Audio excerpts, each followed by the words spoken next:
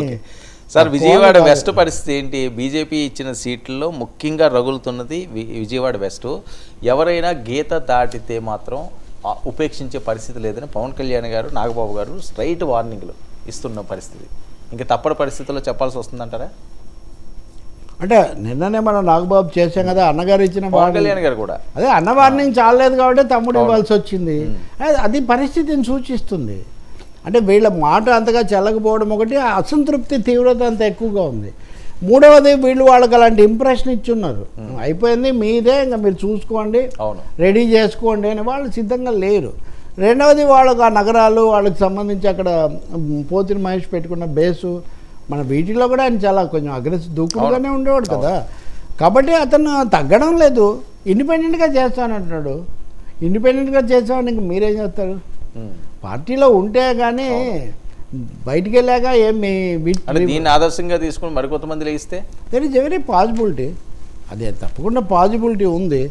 మీరు చాలా చాలా చెప్పి పిఠాపురం నుంచి దేశం దిశ మారుస్తా అని చెప్పుకుంటూ మీ పార్టీ వాళ్ళు వేరే దిశలో వెళ్తే మీరు అంతర్గతంగా సరి చేసుకోవాలి. దాని మీద పెద్ద వేరే విషయాలు బయట వాళ్ళు చేయగలిగింది ఏముంది? అంత సులభంగా వీళ్ళందరూ శాంతిస్తారని నేను అనుకోవట్లేదు. రెండో విషయము, అది కేవలం ఇప్పుడు అభ్యర్థుల ప్రకటన ఒక దశ మాత్రమే. నామినేషన్లకు పోలింగ్కు చాలా సమయం ఉంది. ఈ లోపల జనసేనలో ఇంకా అనేక ట్విస్టులు టర్నులు కూడా రావచ్చు. అంటే మిగతా పార్టీల్లో కంటే ఎక్కువ ఇందులో వస్తాయనా? రెండు కారణాలండి. మిగతా పార్టీలు అవి చాలా వ్యవస్థాపితమైన పాలక పార్టీలు, వాటికి కావాల్సిన దశాబ్దాల తరబడి వాటికి కొన్ని కొలబద్దలు, కొంతమంది నాయకులు, కొన్ని గీతలు కొన్ని ఉన్నాయి. ఈ జనసేనని నా మాటే శాసనం అన్నట్టుగా శివగామి, ఇక్కడ పవన్ కళ్యాణ్ మాటే శాసనం. కాకపోతే ఆ శాసనం, ఆ మాట ఎప్పుడు ఏ రూట్ అనేది అంతగా వీళ్ళకి తెలియదు కదా. మీకు మీ ప్రయోజనాలు కాపాడుతానంటారు, ఇన్ని సీట్లు గ్యారంటీ, వ్యూహం నాకు వదిలేయండి అంటారు. ఇప్పటికి కూడా బీజేపీ కూడా గొణుగుతుంటే, ఇప్పుడు తెలుగుదేశం విషయంలో బీజేపీ కూడా గొణిగి 2 సీట్లలో అభ్యర్థులు కూడా ప్రకటిస్తే, మీరేమో మీకు విధేయంగా ఉంటాము కానీ తెలుగుదేశానికి ఎలా విధేయంగా ఉంటాం అనేది వాళ్ళ ప్రశ్న. అవును, మీకు విధేయంగా ఉంటాము కానీ చంద్రబాబు గారు చెప్పినట్టే చేయాలంటే మేము ఎందుకు చేస్తాము అనేది వాళ్ళ గొడవ. ఇప్పుడు మన దగ్గర సీటు తీసుకొని ఆయన బీజేపీకి ఇస్తే వెస్ట్. రెండవది, రాష్ట్ర కేంద్రంలో, అంటే రాష్ట్రానికి అదే కదా కేంద్రం, అమరావతి అట్లా ఉంచిన విజయవాడ, గుంటూరు, అక్కడ ఒక సీటు కూడా వద్దామనుకో. అలా గుంటూరు జిల్లాలో కూడా కాపు అభ్యర్థులు లేరు, మీరు గుర్తించాలి.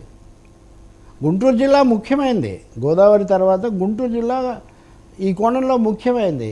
మొన్న ఒక బీజేపీ నాయకుడే ఎందుకు మిస్ అయ్యారంటారండి చంద్రబాబు నాయుడు? మిస్ ఏం లేదండి, వాళ్ళ కాంపోజిషన్ అది, వాళ్ళకున్న నాయకులు, వాళ్ళకున్న వనరులు, వాళ్ళకున్న సంబంధాలు అవి. ఆ పాయింట్ వీళ్ళు ఎందుకు మిస్ అయ్యారనేది ఇక్కడ క్వశ్చన్. ఒకవేళ బీజేపీకి జనసేన పార్టీకి అన్ని సీట్లు లేవు కాబట్టి అది ఇబ్బంది పడవచ్చు. బట్ చంద్రబాబుకి తెలుసు కదా ఎక్కడ ఏ జిల్లాలో ఏం పట్టు ఉందని. ఇన్ని సంవత్సరాలు రాజకీయం చేసిన ఆయన కూడా ఎందుకు విస్మరించారని ఆ ఈక్వేషన్స్ని. సార్, చంద్రబాబు అనుచరులు, అంటే చంద్రబాబు తరఫున పోటీ చేసి గతంలో గెలిచిన అభ్యర్థులు, ఆయన ఓట్ బేస్, ఆయన సోషల్ బేస్ అది. ఇంతకంటే ఎక్కువ మందిని తెచ్చి అక్కడ పెట్టి వాళ్ళందరికీ టికెట్లు ఇచ్చే పరిస్థితి అక్కడ లేదు. ఏ చిన్నరాజప్పో లేకపోతే అక్కడ ఏ అచ్చెన్నాయుడు ఇలా కొంతమంది ఉన్నారు, వాళ్ళు ఉంటారు. అంతేగాని విస్తృతంగా దాన్ని పెంచడం అనేది ఆ పార్టీ కాంపోజిషన్ కుదరదు. పార్టీలు అంటే రాజకీయ, ఆర్థిక, సామాజిక శక్తులు వర్మగారు. ప్రతి పార్టీకి, అంటే ముఖ్యంగా రూలింగ్ పార్టీస్ అంటాం కదా, కమ్యూనిస్ట్ పరిభాషలో అంటుంటారు కదా,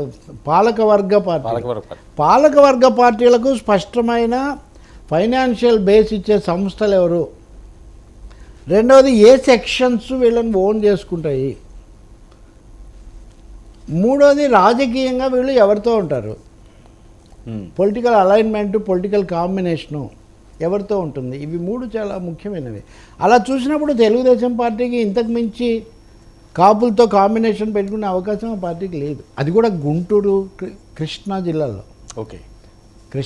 గుంటూరు, కృష్ణా జిల్లాలో. మరి వంగవీటి రాధ చాలా సాహసంతో, నిజానికి ఆయన వెళ్ళి చంద్రబాబును కలుసుకోవడం ఆ రోజున పెద్ద సంచలనం కింద లెక్క, పొలిటికల్, సోషల్గా. కానీ ఫలితం లేదు కదా. ఎందుకు లేదు అంటే, తెలియని తీవ్ర శక్తిలో నడిపిస్తే నడిచి మనుష్యులు అని శ్రీశ్రీ ఎక్కడో రాసినట్టుగా, తెలియని ఆయన వేరే అర్థంలో ఉన్నాడు అనుకోండి, తెలియని శక్తులు అనేక రూపాల్లో పనిచేస్తుంటాయండి.